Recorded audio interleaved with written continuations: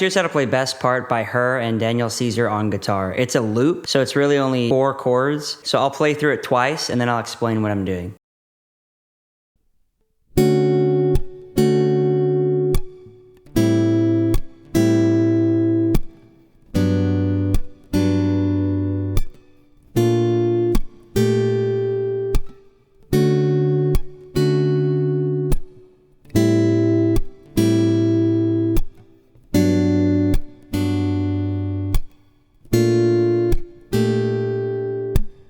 Okay, so that was the loop for Best Part. What we're doing is playing a D major 7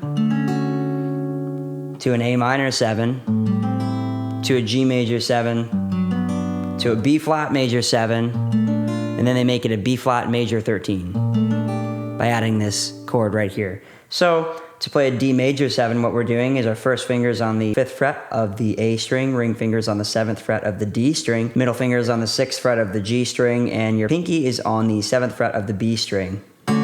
So when we're playing these chords, we're going to be doing a classical guitar technique called planting. And what that is basically on your right hand, you plant your fingers on the strings you want them to pluck. So on the music, I have notated P-I-M-A-C. What that means is pulmar, indice, medio, anular. So this is classical guitar terminology.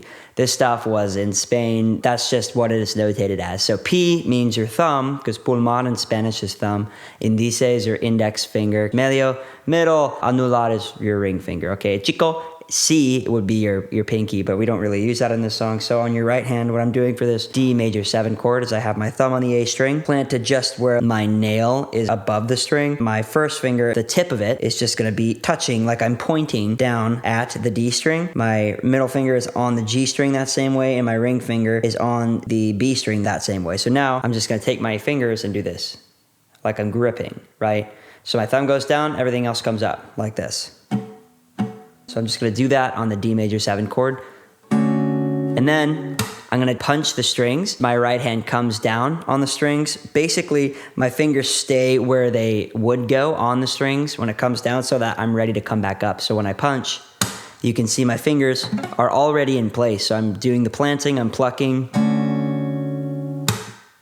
and then I'm ready to come right back up. So you play that chord, do a little punch, do it again, do a little punch, and then you do the exact same thing with every other chord. But the other chords are a bit different. So here is an A minor 7. The jazz way to play this is like this. Middle finger on the 5th fret, ring finger barring the 5th fret of the D, G, B strings like this. You might see people doing that. That's because you can strum it. The R&B way to play it is like this, where you just bar everything and your ring finger's on the 7th fret of the A string.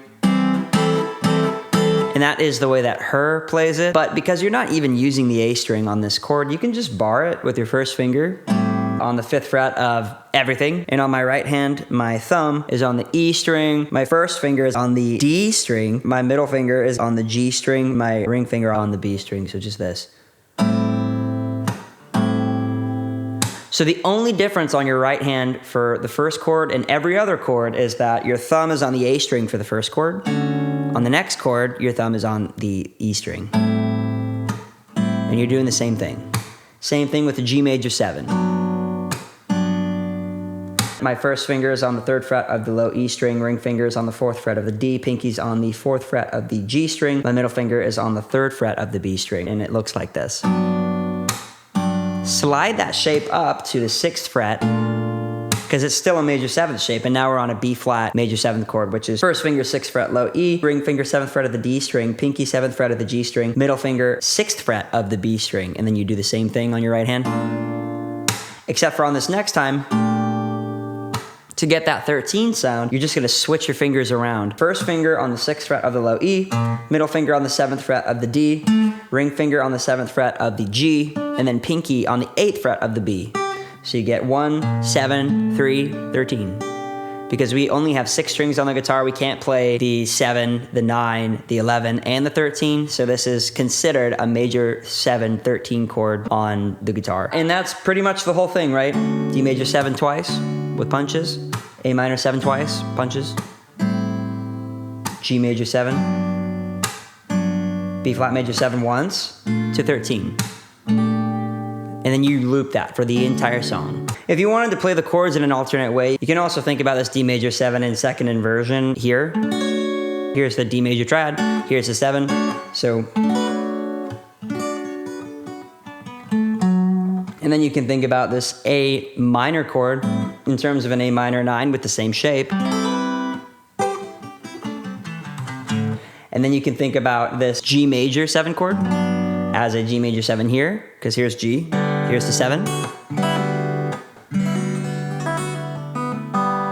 And then you can think about this chord as a B flat major 7 here. So here's an alternate way to play it.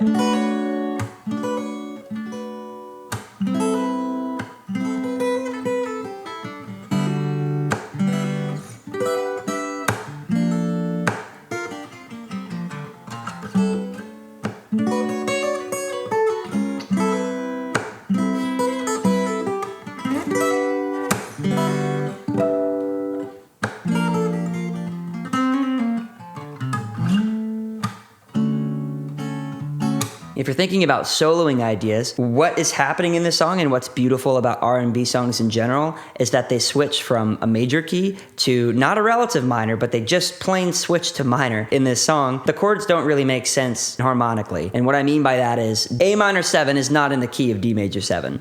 So we just switch keys. G major 7 is in the key of D, and then we have a B flat major 7, so it's kind of wonky. So what's happening here basically is we're switching from the key of D major to the key of D minor, back to the key of D major, back to the key of D minor. So we've got the 1 in the key of D, and then we've got the 3 chord in the key of F, and then we've got the 4 chord in the key of D, and then we've got the 4 chord in the key of F.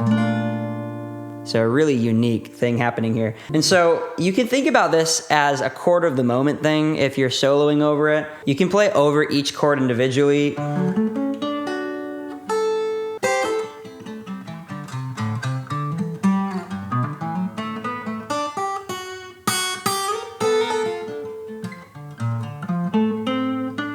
That would work really well. Or you can think about it in terms of, I'm gonna play in the key of D major for the first chord, and then play in the key of D minor for the second chord, play in the key of D major for the third chord, and play in the key of D minor for the fourth chord. The only difference between the key of D major and the key of D minor is F sharp in the key of D major is just F in the key of D minor, C sharp in the key of D major is just C in the key of D minor, B in the key of D major is B flat in the key of D minor. So if you wanted to get creative with soloing and stuff, you can kind of illustrate a D major sound. Go to minor. Right, so I'm just going F sharp here for the major, and then F natural for the minor. You can do the exact same thing with the C sharp.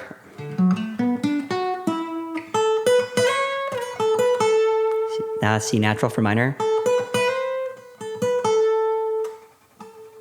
And if you wanted to incorporate the B flat as well, go.